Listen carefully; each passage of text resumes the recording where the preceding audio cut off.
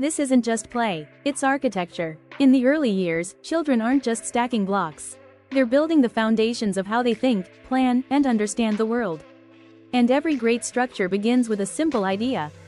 That idea first appears as a search for order and balance. Meet the architect. At this stage, children are naturally drawn to stacking, lining up, and creating structures that feel stable and complete. But soon, order alone is no longer enough. From balance comes intention. Children begin building with a purpose, choosing pieces carefully, adjusting their designs, and discovering how parts work together. As their structures grow, so does their thinking. And play now becomes more organized. Children start sorting, grouping, and recognizing patterns.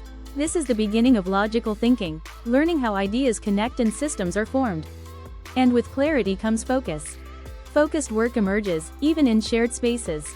Children learn to concentrate, respect boundaries, and remain deeply engaged alongside others.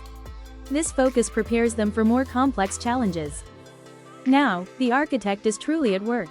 Children plan, build, test, and rebuild, learning that mistakes are not failures, but part of the process of problem solving. And with the right support, this growth can flourish. So how to support your little architect? Supporting a young architect doesn't mean directing the play. It means observing, offering open-ended materials, and allowing time, space, and freedom to explore. Because independence is where confidence begins. From simple order, a whole world emerges. Through independent play, children build confidence, resilience, and a strong sense of self. And this is where the true value of play is revealed. At Qtoys, we believe the value is not in what the toy can do, but in what the child does with it.